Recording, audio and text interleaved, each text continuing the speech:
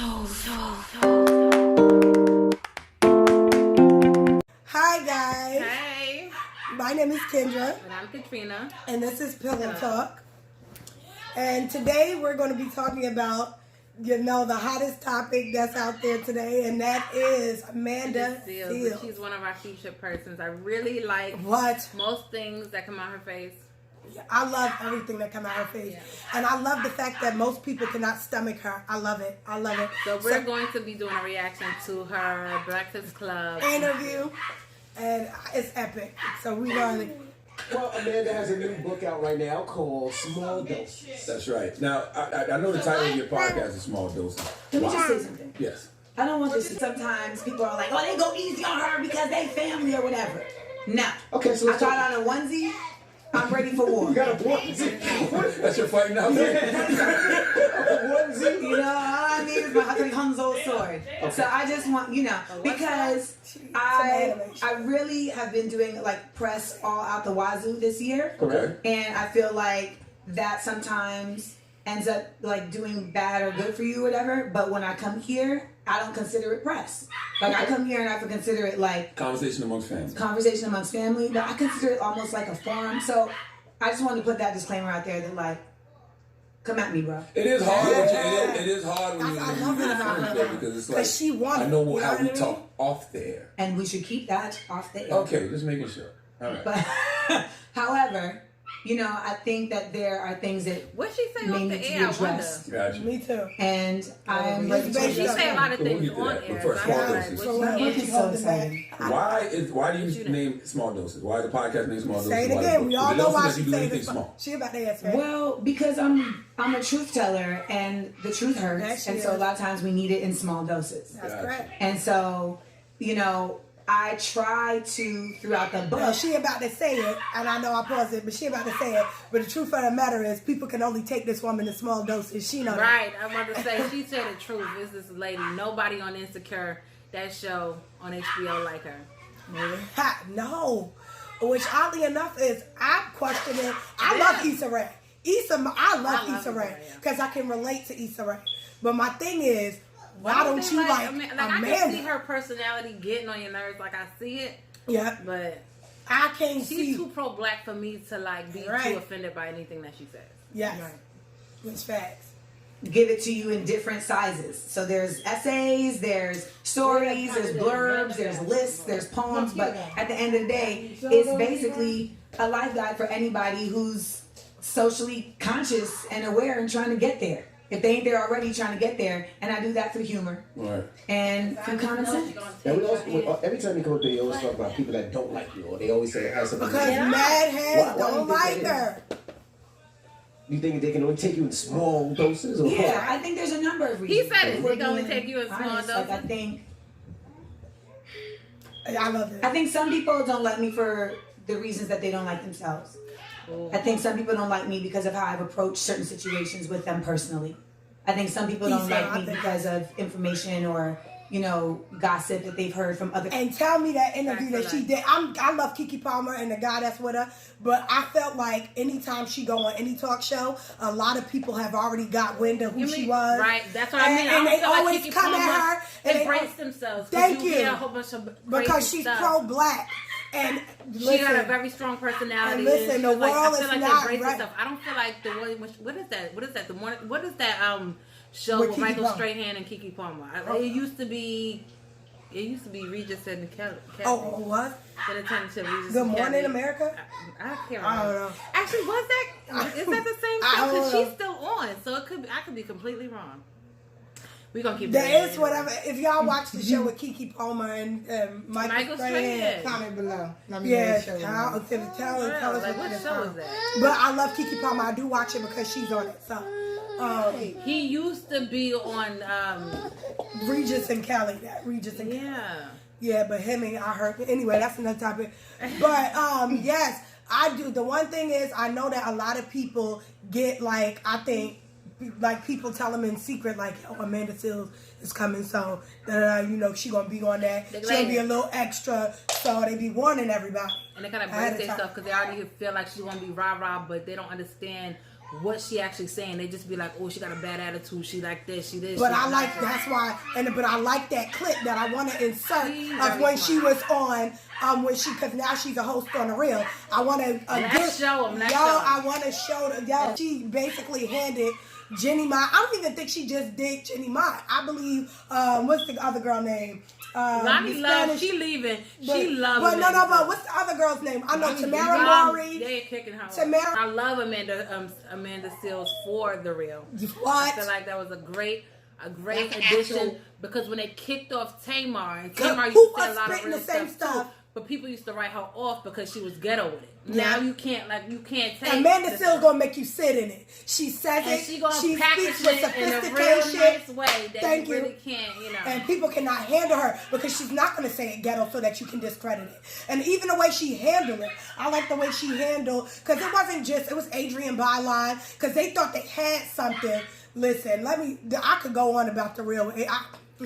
Back to the breakfast club, because she is like a person. I think some people don't like me because I'm very light-skinned and they feel I have no place to speak about the Black woman experience or about the Black experience. Oh, I love that she even commented on that. I think some people don't like me because I'm a woman with a very strong point of view. I thought I'd be the only light-skinned person that even speak what on they something consider like to be someone being stubborn is really someone who's just sure of herself.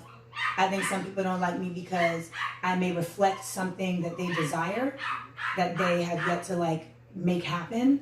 I think that there's a number of reasons that people don't like me, and what's crazy is that she getting her.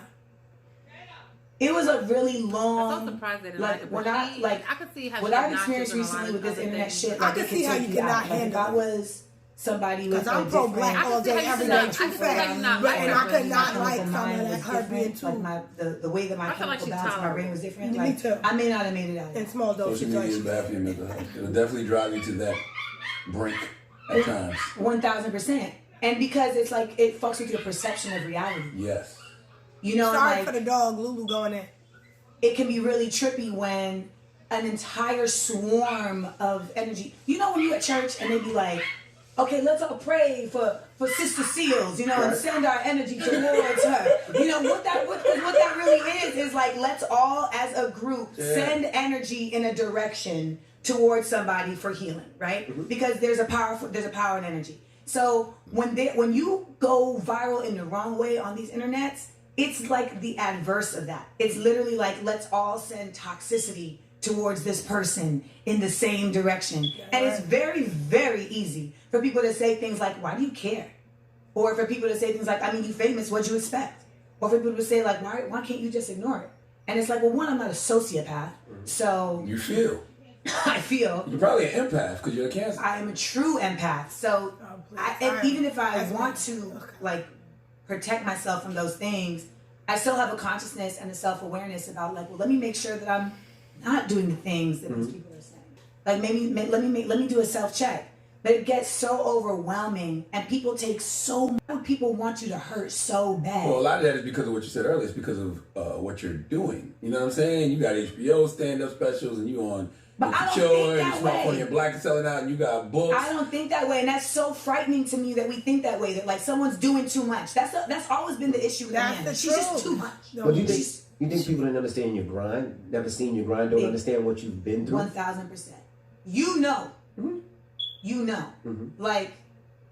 I have worked my ass off. Mm-hmm. So I don't know. And I think that for people to say they don't understand my grind, it's well, it's out there. If everything is documented, I've been at this for a long time. But I think, a lot of that stuff I can shake off, but when it's coming out at once, you have to somehow figure out how to compartmentalize it, and it can feel indomitable. It really can feel like you just can't get past it. And I was low. I almost let these motherfuckers make me forget who I am.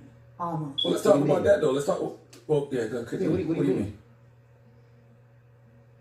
Because we live in an era where I'm really frightened in general for the fact that I think a lot, especially in the Black community, I think a lot of us can't tell the difference between our villains and our warriors. That's right. I think that a lot of us are not able to tell the difference between fact and fiction. Yep. especially on the internet. On the internet, that's right. That's a big example for black people. I do. And okay, so we just went and we got a commercial or whatever. So just to touch base on that topic, I think a lot of time with everything that goes on in the black community, I think society has created a very debased and divisive nature about everybody. A man for themselves type of thing, where it kind of almost dismantled the idea of people coming together. I mean, coming together and I building. feel like that has so much to do with not liking us. We don't value ourselves. It was almost to like to me, I understand it as like kids that feel, let's say like a couple kids, they feel low because they ain't got no friends, so they're looking on the outside to be a part of everybody else's group, but they can appreciate the person next to them. Right? Thank you. Ooh, yeah. So it's kind of like because you don't value them, you don't give them the same. You don't value them. Yes. So I feel like that's what a lot of black people do, and that's why we so badly want to be a part of everybody else's, or be a part of every type of white-owned this or whatever this. And we don't know how to be content with our own, nor do we feel like it's the same. Because if Black Hollywood was going to make its own awards, it would be the Black Yes. It wouldn't just be. So it wouldn't be the same. They wouldn't hold it to Oscar standards when in fact some of the best actors and actresses are in black, in a black culture. They're black. So, and it's like, how come we don't value ourselves enough to think that we can make or just to hold what we create to the same standard that we hold white Oscars? You know what I'm saying? And to build that type of community and to trust each other. When I say we are so debased, we are so debased. Nobody trusts anybody. Nobody like anybody. They don't like themselves. Hell, most black people don't even trust themselves. And that's what makes a lot. They don't trust family. Julius, back up. Julius. And it kind of makes life difficult. Everything Amanda Seales is saying is she's everything. She's everything. Like she's everything. All right, so we're gonna get into the. I think that we are in an era where we are almost scarily obsessed with like opinion-based blogs versus fact-source journalism. That's right. And that is very scary because people make their opinions based on a number. And we live in a nation where media right now is controlled by money. Clicks. So like I've been the victim of literally just someone making up some shit just so people will click. So they've made money off of lying about me. Mm-hmm. And that is like an insane thought process to me because I am so about just like keeping it a buck like even if you feel like, oh, she's always negative, it's like, but I'm addressing something that is negative in order for us to get to the positive. Like that's actually the journey I'm taking. And so sometimes I get frustrated that that's being misnomer, like this is my way of love. But we live in an era where there's just a wild obsession with creating conflict versus quelling it. Yeah. That's right. And it's like, that's why you gotta fake. I had such an awakening in these past 2 weeks because that's reality TV. I couldn't believe how people took something that was so basic to me, which is like don't put each other in wild situations for no reason other than our own personal reasons. We gotta think bigger, we gotta think brighter, we gotta think broader, and it turned into like, fuck her, she's a bitch. And it's like, where y'all even getting this from? Like I'm a bitch because I say something that makes you uncomfortable. Like I didn't eat a baby. I didn't fuck your man. Gunshot. Who eat babies? Niggas really eating babies? I'm just saying. I've been hearing that term so much. Because but I'm just like I don't know. That's the thing I don't know how being unabashedly smart has become such a villainous thing. I don't know how being unabashedly like on point with how I want my brand, how I want my work, how I want my quality control to be, how I want my space and the men in my life to behave around me, how I want my friends to. I don't know when that became like, fuck her. You know, like anybody who has some shit to say about me, I'm like, accustomed to that. If you was in the situation I was in when this person was talking, how they talking, you would have done the same thing that I said. You would have probably said the same shit to that person that I said. And I just think that I'm getting emotional. But the point of the matter is this. A lot of people misnomer anger, and a lot of people misnomer passion as anger. And Thank you. I always say this. I'm passionate when I speak. I don't be angry. And I think so many black women, we identify with this, but then we'll point the finger at each other. Yeah. And that hurts me. And I think so many black men like are misnomered as thugs, you know, for being able to express themselves or, you know, being able to you're so articulate, you know, and it's like, oh my God. And it's like when we see that in other women, sometimes it's like we're not supposed to do that. Thank you. I even get my emotions against me. Because this narrative about Amanda Seales has been around for a long time. Yeah. Amanda Seales has a bad attitude. Yeah. Amanda Seales is difficult to work with. Amanda Seales is just a terrible person. Have you ever stepped back and said, okay, what did I do in this situation that made people feel that way? I do that all the time. Yeah, I believe it. So I think, for one, I think if we look at like the 100% of that, there's probably about 5% of those situations where like, anytime you that criticize, you and I've be like, done you can't that, be everybody else you know? all the time, so you do self-reflect. I think for the rest of the folks, like and this is not, this is not conceit or cockiness. This is somebody who has really sat here and looked at this. I think really like one, people do not like to be. And if you wanted to know what party we were talking about, it was a party that was for the Insecure cast. That Amanda Actually, no, I was wrong. It was for Black Hollywood. Yeah, Black Hollywood. But all of the Insecure cast was there. Were invited to come, and they didn't invite Amanda Seales. I think it was set up by somebody from Issa Rae's camp. It had thrown a party, and no, I don't know if anyone got out to her to be like, yo, you're not invited. But everyone else knew that she was not going to be invited. So I don't know if she knew. She probably looked like the kind of type to be like, what? I heard I wasn't invited. Let me make sure I come. Even if that was the thing, because she was like, nobody told me. She looked like that type. But still, the fact that it should have been reached out to her personally, be like, yo, you should probably sit this one out. Thank you. Because you know there's bad blood. Even if she didn't acknowledge it, somebody should have just been like, yo, don't come, don't show up. That's the professional way to do it. There was a whole thing. That was a professional. Humiliated her, and you know that was whack. But yeah, I was disappointed because I love Issa Rae. And I just felt like that was petty. I'm surprised on her. And what I was saying before was like, oftentimes when people look at her and her personality, I can see how she could be obnoxious, a lot of things, and just like in your face.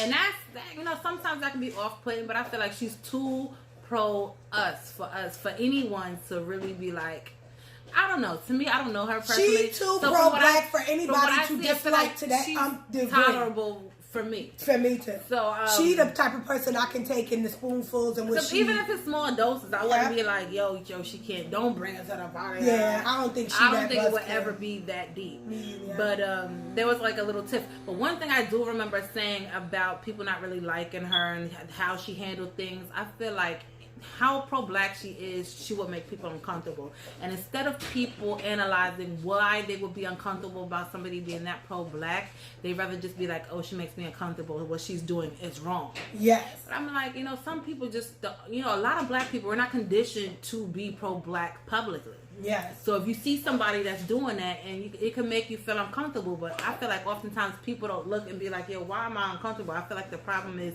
me being uncomfortable with being pro-black publicly. That's the problem. And I'm not just we're not just talking about white people, Asian people, Hispanic people, Indian people. We're talking about even black people. Mainly black. But I'm talking about black people. That whole statement was anybody, especially mostly black people. Yeah. People that don't like somebody who's that aggressive publicly pro-black, and they be like, oh, she make me uncomfortable with that. Yeah. Instead of, I feel like most times people don't like to admit with the fact that they're uncomfortable with somebody being that pro-black publicly. Yeah. That's conversations that y'all have with only black people around, or at your home, or in intimate settings. I like the fact that she's her in all settings. That's right. With a diverse audience. Yes. I really respect that, and I really like that, and I feel like more of us should be on this way. Because I feel like all of us should be on this way. Thank you. So I don't know. And I feel like she's how all of us should. But the crazy thing about it is, I feel like she is the attitude that we should have.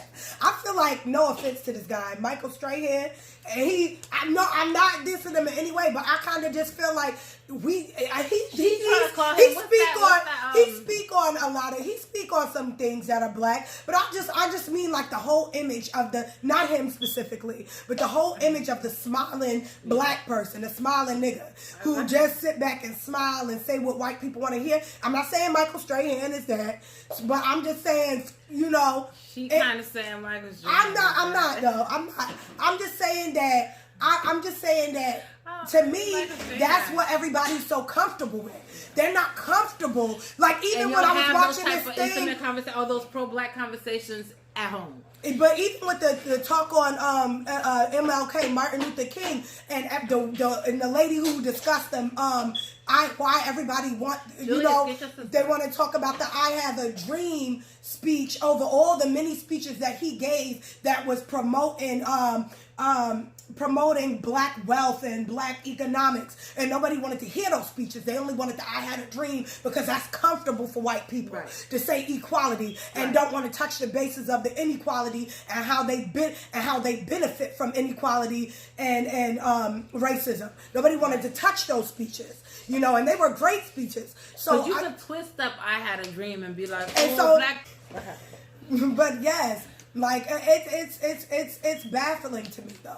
I'm gonna get back to the video though. But corrected. Even if they're working for you. Even if they're working for you and they're doing things like they don't like to be corrected. They don't like to be corrected by women. That's a fact. And there's a thing where if you're the talent, like people don't want to hear it from you. Like even if your manager or your publicist or your agent says the exact same thing as you, it's like, yeah, but you're not allowed to say it because that's not the rules. And everybody knows, like, I don't play by the rules. Like, the type of person I am to create the art that I do, I would never be a rule follower. Like, kind of in the industry. Like, what y'all think? She was like, they don't want to hear anybody. Even if they're working for you. Even if they're working for you and they're doing... a little bit more. Because what she's talking about, they don't want to hear direction from the talent. Are misnomered as thugs. You know, for being able to express themselves, or, you know, being able to you're so articulate, you know, and it's like, oh my God. And it's like when we see that in other women, sometimes it's like we're not supposed to do that. So have you ever looked at, because you know this narrative about Amanda Seales has been around for a long time. Yeah. Amanda Seales got a bad attitude. Yeah. Amanda Seales is difficult to work with. Amanda Seales is just a terrible person. Have you ever stepped back and said, okay, what did I do in this situation that made people feel that way? Do that all the time. So I think, for one, if we look at like the 100% of that, there's probably about 5% of those situations where like, yeah, I owe you an apology. And I've done that, you know? I think for the rest of the folks, and this is not, this is not conceit or cockiness. This is somebody who has really sat here and looked at this. I think really, like, one, people do not like to be corrected, even if they're working for you.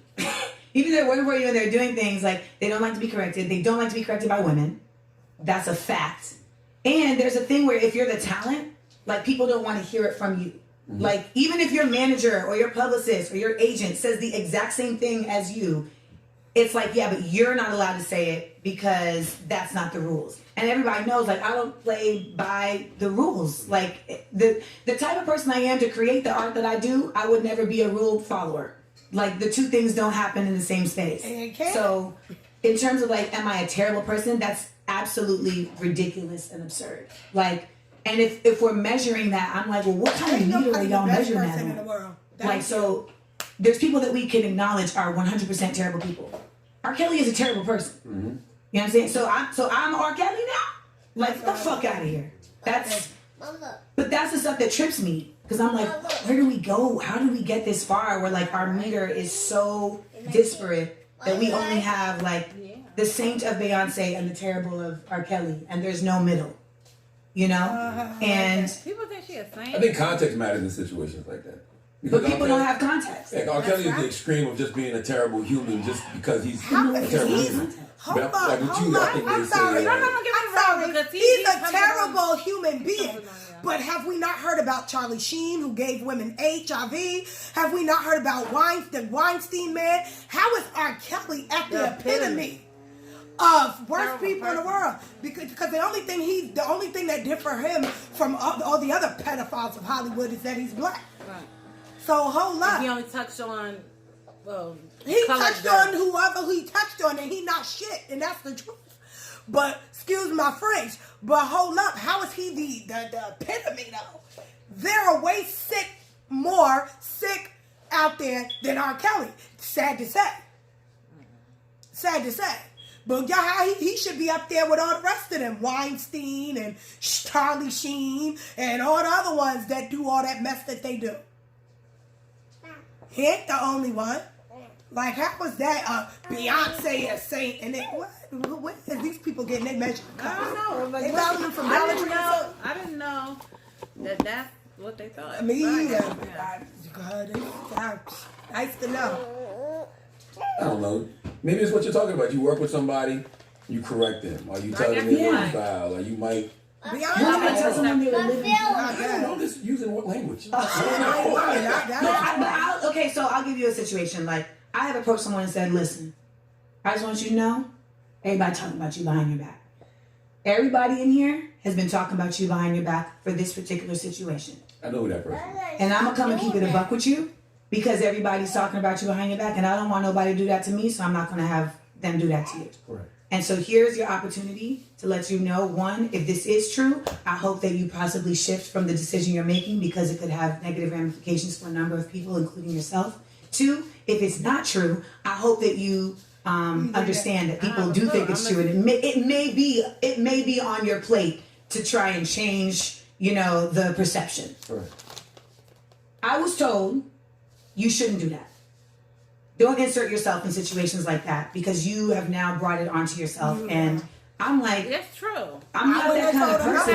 Like, I break up domestic violence fights in public. Like, I'm a crusader. Like, I'm the Green Beret. Like, I was the kid who was, all like flat chested and made fun of. Like, I've been bullied for everything. Like, I've been bullied for I've been bullied by the white girls for being black. I've been bullied by the black girls for not being black enough. I've been bullied for all type of shit. I've been bullied for being smart. I've been bullied for being loud. I've been bullied for being West Indian. You name it. So I do have it in me. Like, I want to protect people. So how much of that trauma still existing? Because it could be a defense mechanism. You gonna wish a motherfucker would person, Amanda. I am a wish a motherfucker would person. Yeah. 1000%. So is my mama. So that's definitely a part of it, and that's the work I do. And I work on myself all the time, and I'm in therapy, and it's just like sometimes it's just that the internet will trick you into thinking that the work you're doing isn't good enough. Right. Yeah, it's not like the work is not working. The work is not working. Yeah, and you don't know yourself. Yes. And I said this on Big Boy, like, yo, if you're not careful, you will let the people that know the least about you convince you that you don't know you. Absolutely goddamn movie. And that is a mind fuck. It's a mind fuck. Like, it's scary that people can take you there. I have a cat eye, I can't cry. Oh, she was about to cry. Okay. It's scary that people, I can't cry, I have a cat eye, so it's fine. Make it sure. It was very precise. So you can't, I put a lot of effort. So you can't let people take you there. But this passion and this intensity that allows me to like create incredible work, that allows me to write a whole book, that allows me to continuously like put content out and have opinions on things from a fact-based place, etc. Like that intensity doesn't just go away. I have a woman crush right now on no promotion. Just go away. She's my woman crush. Like it's still there. Like Omarosa. First of all, I'm West Indian. Is that there? And I'm from Greenland. It's called the Isle of Spice. Not just because of nutmeg, but we're spicy. Just because the way she we're spicy. I saw it firsthand. I was there. It was little simple things like Amanda ordering drinks from the waitress and they going back and forth like, are they about to fight? And it's what's happening here. But that's just how everybody in Grenada is. But you see, there was no beef though, right? No. She brought drinks. So let's go to the Black Amy party. You gonna jump all the way to that? Let's go. Let's start there. It was double edged. Let's talk about this. Well, first of all, are you still on Insecure? What kind of dumbass question is that? I'm just asking. It is a dumbass question. Next question. See, that's the people will be like, Amanda got a bad attitude. But that was a dumbass question, and she checked you on it in real time. I like that was a bad attitude. I'm definitely going on the Black Amy. That's a bad attitude. No, Rashawn. I'm just asking, just a question. But what happened at the Black Amy party? In a nutshell, I was invited by somebody who was involved with the party. Mm-hmm. And so I went to the party with the intention of being a part of this Black experience. Mm-hmm. And in Hollywood, we are so often like polka dots in a room, you know. And I over the weekend, like I went to our Comedy Central party, I went to the ABC party, I went to the HBO party, and you know you're there and you mingle. And this but is we what I'm party talking about, different, black people. you know. I And don't at the end of the care day, like, if you I do are feel like mad as a black at woman each in other. Hollywood, When you're and not I'm a feeling part of somebody it, because you feel like they feeling like themselves too I'm much. And you want to knock their dick in the dirt by being like, nobody likes you. And you that's gotta the look shit. at yourself, especially when somebody pro-black. You gotta look at yourself because all them from Insecure, especially Issa Rae, they push a pro-black agenda. rhetoric on several different occasions. forums. So you can be not feeling somebody personally. You don't mean you gotta chill with them. You That's don't like, right. you know, everybody don't mesh. But to do that, you mean like you didn't like her personally? Yeah, You tried baby. that. I felt like that was very whack. For the simple fact that y'all want both DC? doing the same agenda, like supposedly. That's crazy to me. I'm so disappointed in Issa Rae for that. Like, I'm sorry. She may not have had nothing at all to do And with there's it. no way in hell that somebody so high up in your camp don't like you and then you know nothing about it and it ain't got nothing to do with you, really. Yeah. I mean, your whole, it's one thing. It's like one thing, one person. You can't fool me with this. Everybody around you don't like me, but you cool with me. That's all right. Okay.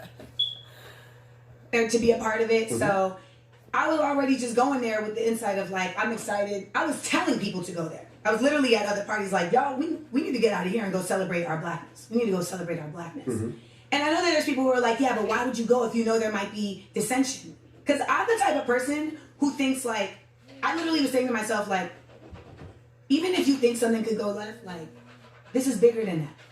Like, don't even get caught up in like that type of shit. Like, this is so much bigger than that. Like the fact that we have a space. And it's more go than be a just part of y'all that there. space. So I went there to be a part of that space. Even And though then- one of the promoters you knew did not like you. well, I feel like Well, as who a was the person that did not like you? no, we're not doing that. But I feel like Ask as the a question. Don't take it easy on me. Because it was That's what you want. Issa I'm glad she didn't say her name. I think she said her name too much. so I think that there's a time and place for things, right? So like if it was a personal party, like a birthday party or something, I absolutely would not put myself in that space. But because I was invited to the party by somebody who was also involved in planning the party, I thought there to be an understanding that this is an open space for open love. So I didn't go there thinking like, okay, let me bob and weave. I went there like, you know, I'm not gonna party with that person anyway. Right. It's a big ass place, you know. Right. So we've all been to these, and I think a lot of people don't understand like this is a work party. Like it's an industry event, therefore and it I'm is a telling work you, black party. people, we gotta stop this man. So I just went there with those Because intentions. two How white somebody enemies, comes in so and deep. then, Yeah. Granted, you don't gotta chill with them. I just you don't met, gotta I chill met with some them. friction at the door, Like, and how I do was we- like how how can we- bad did she rub you? And I was like, if y'all had facts, y'all know y'all would have blew her up because several people off of Insecure say, yo, she got a bad personality, bad attitude. That all could be true because we just saw her like, yo, listen, she could rub people the wrong way easy. I feel like she's I feel like she's very comfortable with rubbing people the wrong way. That could be obnoxious, rude, disrespectful, all the above, and you cannot like her for that. Fair. Yes. But something like an all-black party that's for all-black Hollywood, why would you single her out? Y'all don't gotta talk to her. Y'all don't. I'm pretty sure she's aware that y'all don't like her. Because they didn't want her to be able to network. That's also cutting her money. Like I didn't even think of it like that's that. strategy. I didn't even think of it like that. Like you trying to stop her Now from you that. trying So to now like, you her, heard was her. it to extra out? What y'all think? Like, Thank was it you. trying to? Because I didn't even get that. I didn't even Because do that. because that's the first thing that came to mind. You trying to stop her network because she could be, Big She and all that, and hard to swallow and all that. But she also can speak. She also can, know how to present herself. So to the right person, even though she can make you hate her, she can make you love her. So to the right person, she could get that, that step up that whoever didn't want her invited knew she could get. And That's did all y'all I'm saying. notice on the last season of Insecure that she was kind of distancing herself from the other three girls? Yeah. Accused as to why I was being denied entry, and so were a number of people. Like, but why? But why? But why? Because I'm not somebody who's like on the fringe. Like, at this point, especially in the black entertainment space, like I think people have acknowledged I have like significant contributions to this space, and so why wouldn't I be allowed to enjoy the other?